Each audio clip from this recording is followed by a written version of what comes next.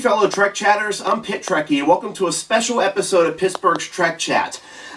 Today in this episode, I'm introducing a brand new segment to the show called Trekking with Trek with Chris and Robert.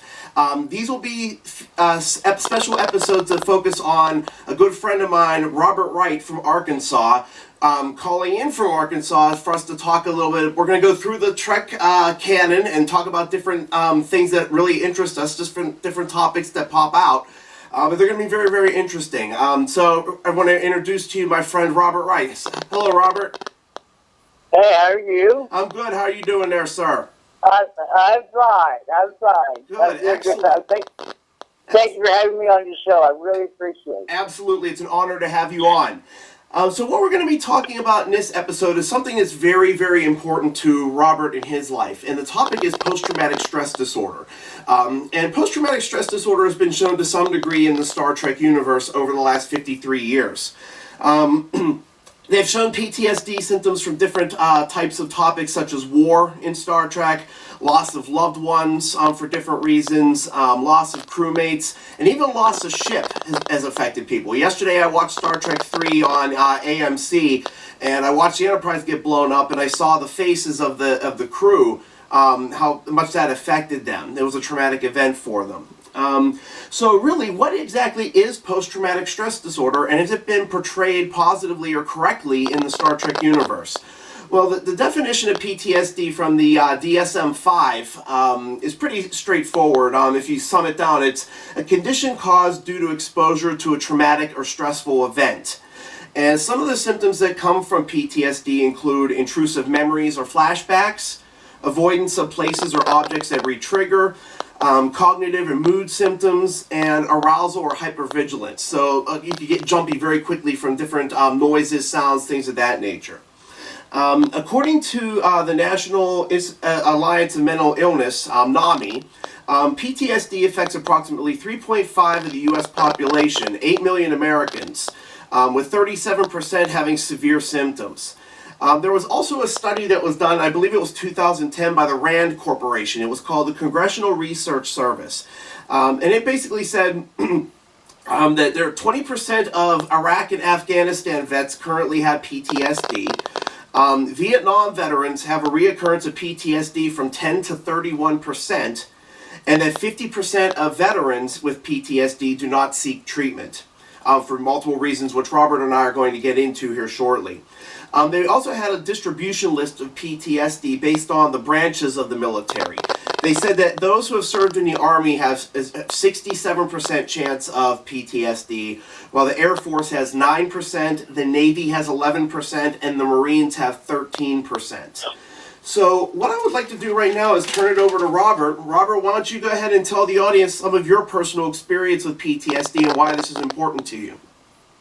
Well, I've had PTSD since November 9th, 1979. So I've had this condition for almost 40 years now. And I suffer from the intrusive memories and the flashbacks and the hypervigilance, exaggerated startle. I've been hospitalized for it several times. I've had the panic attacks, and believe me, the panic attacks are some of the worst things you could ever go through. I'll go into that later. Sure.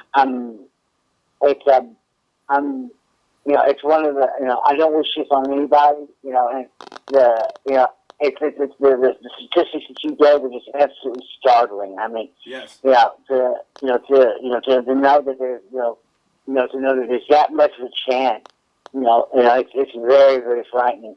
But I've lived with it. I've lived with it for almost 40 years, and I've dealt with it in my own way. I've developed my own techniques and this type of thing, and it's just something that needs to be addressed, and it needs to be something that has to be focused on. Otherwise, we're according to several veterans organizations, 22 veterans a day die from the effects of PTSD, whether it's from the condition itself, whether it's from suicide or something, and that's just appalling. It's just simply unacceptable.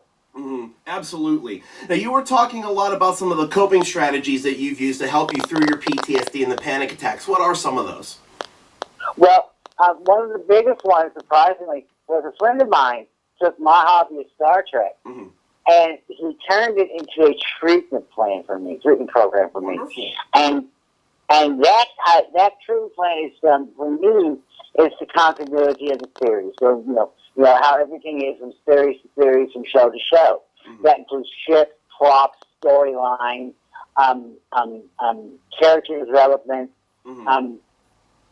You know, I mean, it's for me, it's very technical, it's very detailed, but it actually works for me. I don't know if it'll work for anybody else, but for me, it works because you have to focus on it, and you have to, you have to know the show, of course, and and I can focus on it and follow through with the with all the techniques, that I've developed with this.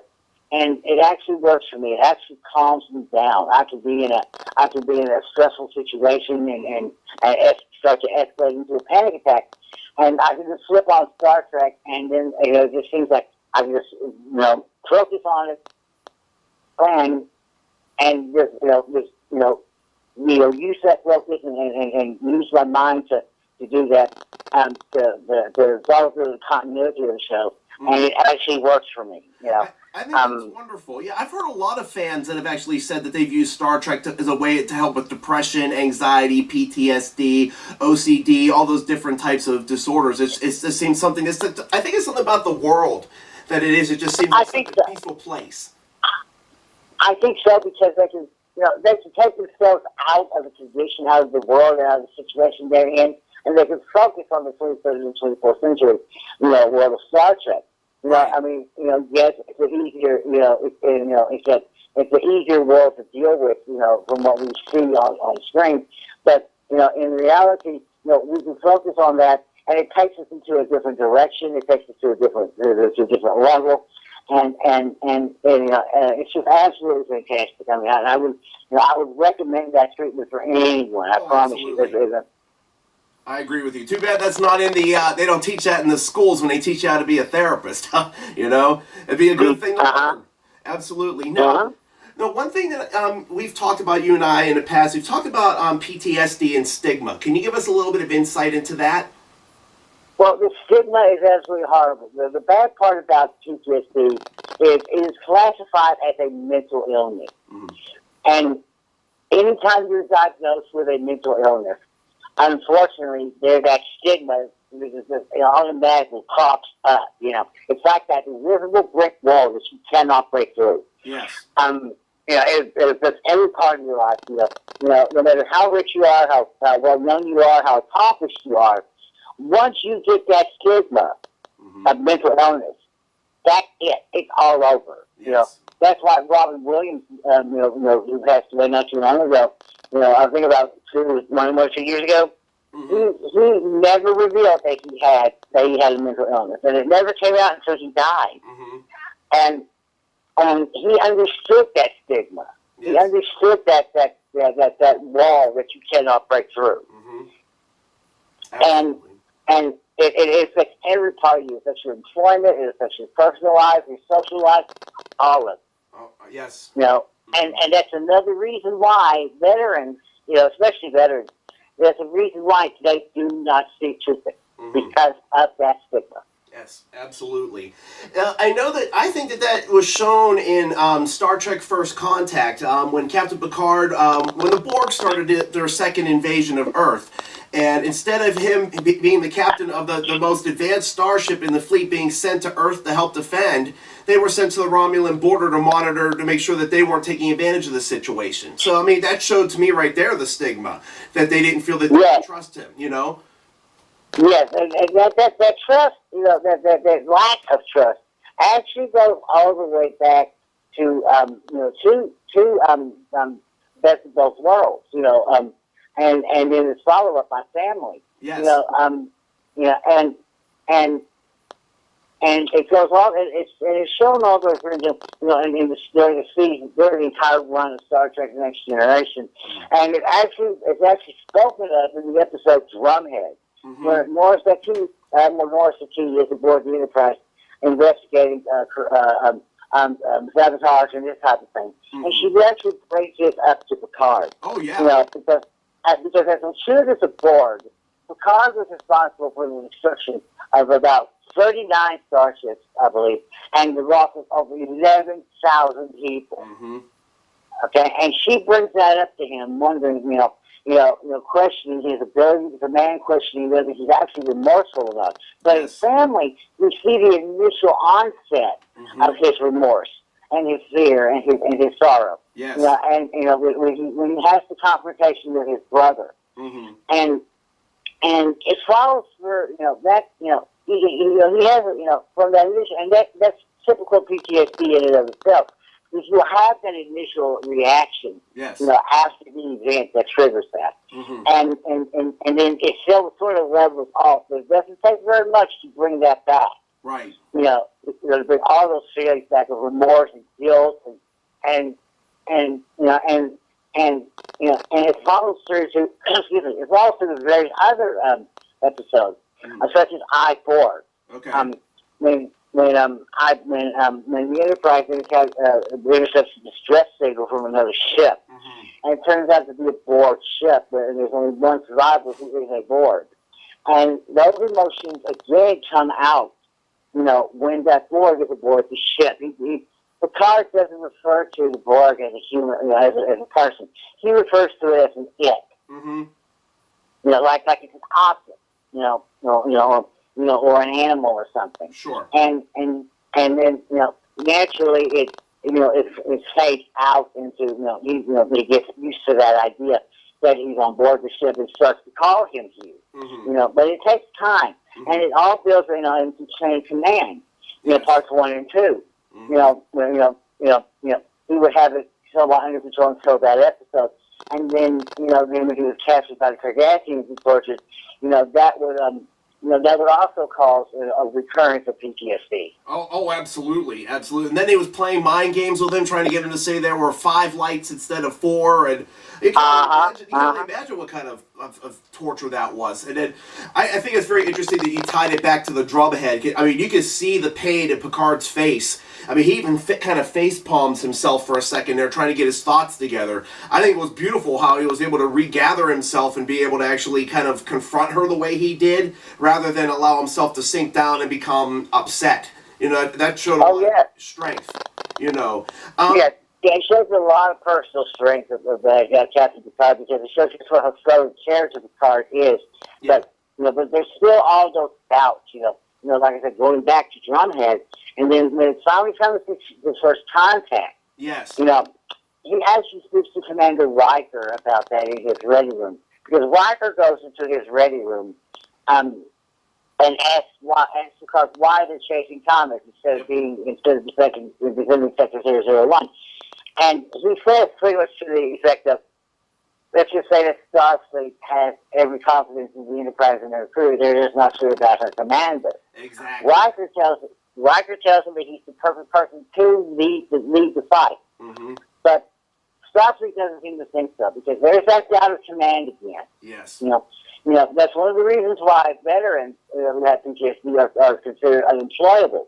Because once you put on it, all applications ask for a medical condition. If you put PTSD on a job application, they'll put it in the trash. They won't have you. They don't want to have to deal with the possibility of what if he finally goes off the deep end? What if he finally becomes angry or has a panic attack? What are we going to do? We cannot handle that situation. Exactly. Yeah. Now. And even his crew, even when he heads back to Sector 001 from the Romulan border, and they join the fight, Picard tells Data to aim their weapons at a certain section of the ship. Data tells him it's not a vital area of the ship. Right. It's not a major control system. And Picard says, "Trust me, Data." And of course, he's right. And during the entire movie of First Contact, he's having to deal with the flashbacks more, which is the only thing I can say. And he's been having to deal with all the flashbacks, all the memories of what the Borg did to him in the best of both worlds. And it finally comes to a head when he's having a discussion with Lily in the briefing room, they figured the only way to get rid of, to stop the board right then, right there, is to destroy the Enterprise. Yep. And she's trying to convince him to destroy the ship. He finally gets upset, and he's, to that anger, to that point of anger. Mm-hmm. He slams his phaser rifle into the display of the history of the real models of the sort of lineage of the Enterprise, and destroys those models. Yes. And he finally reluctantly decides to destroy the ship. Yes. Of course, we all know that that didn't happen. Right. And he managed to rescue Data, but he has to face all those fears. He has to face all that emotion. That's raw emotion. That actually happens to people who have PTSD. I believe it. So, yes. And it actually happens. It happens to me. It happens to me. It happens to anybody who has a community. Right. And he eventually saves the ship, saves the Earth, and saves First Contact, and saves the timeline. Uh-huh.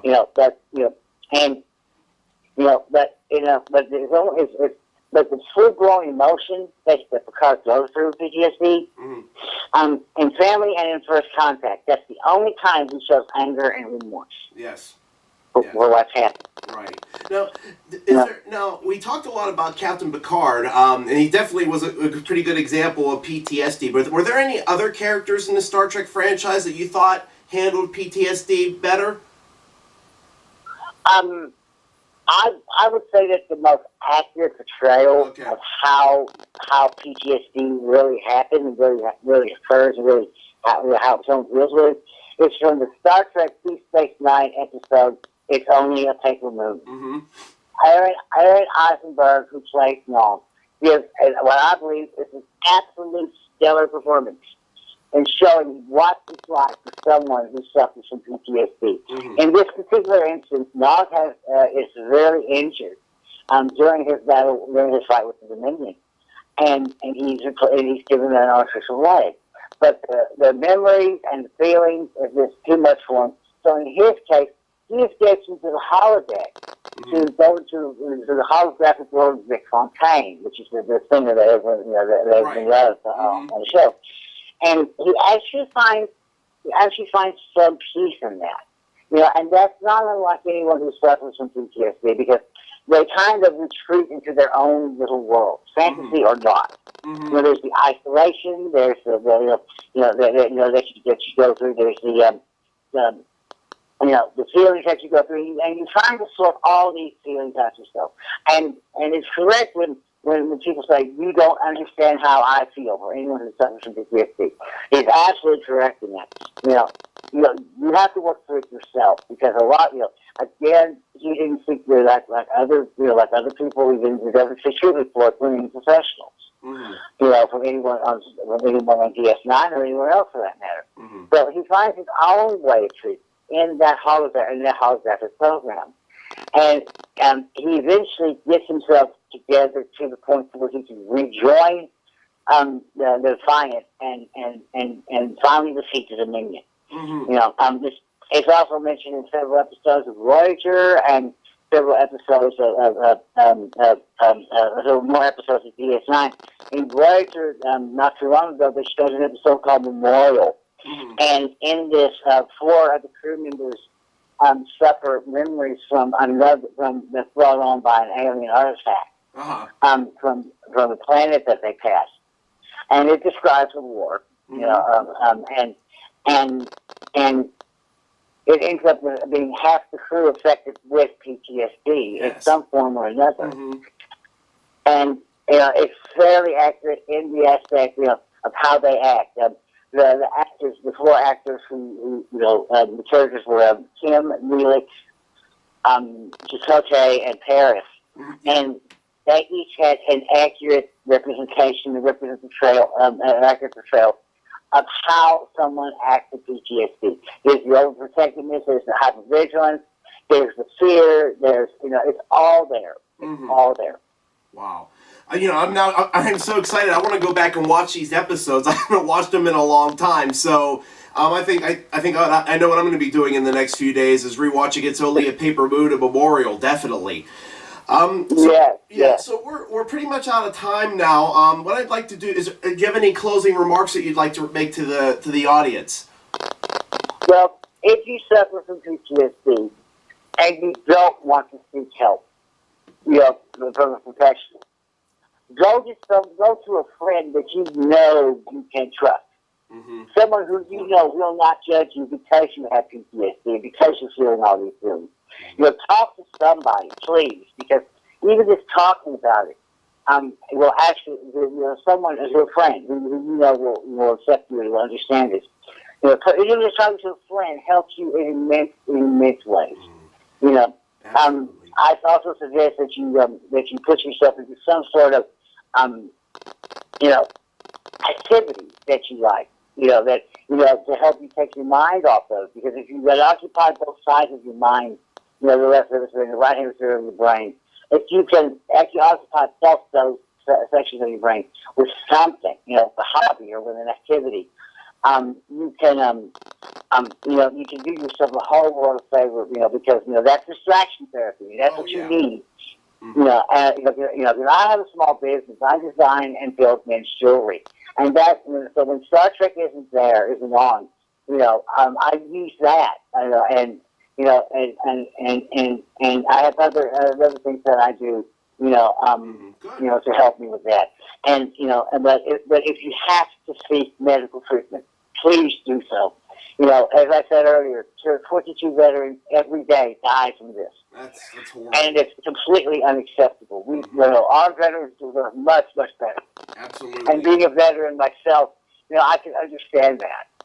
Absolutely. So we deserve much, much better than to have to suffer with that. Absolutely. So if you absolutely have to seek medical help, yes, please do so. Right. I actually have a list. Right. I actually have a list here of some ways that people can seek help. They can go on the National Alliance of Mental Illness website, www.nami.org. They can seek their local NAMI affiliate in their area. They can go on the internet and look up their local county websites. Usually there's a mental health component to that as well. If anybody still does this, look at the yellow pages, see who's in your area. Contact your local VA hospital, see if you can get some information from them as well. There's also a 24/7 Veterans Crisis Line. That number is 1-800-273-8255, and then you choose option 1. And the website is www.veteranscrisisline.net. I want to thank Robert very much for participating in the show, and I'm looking forward to the rest of our collaborations. If anybody is interested, please feel free to comment below in the comment section if you have anything you want to say about the episode. Please subscribe to the channel, hit the little bell at the bottom so you can know when new content is coming out. You can follow the show on YouTube. Just type in Pittsburgh's Trek Chat. You'll go right to my page. You can also follow the show on Facebook at facebook.com/Pittsburgh's Trek Chat. I'm also on Twitter at PGH Trek Chat. I'm looking forward to our next episode. Until then, may yous live long and prosper.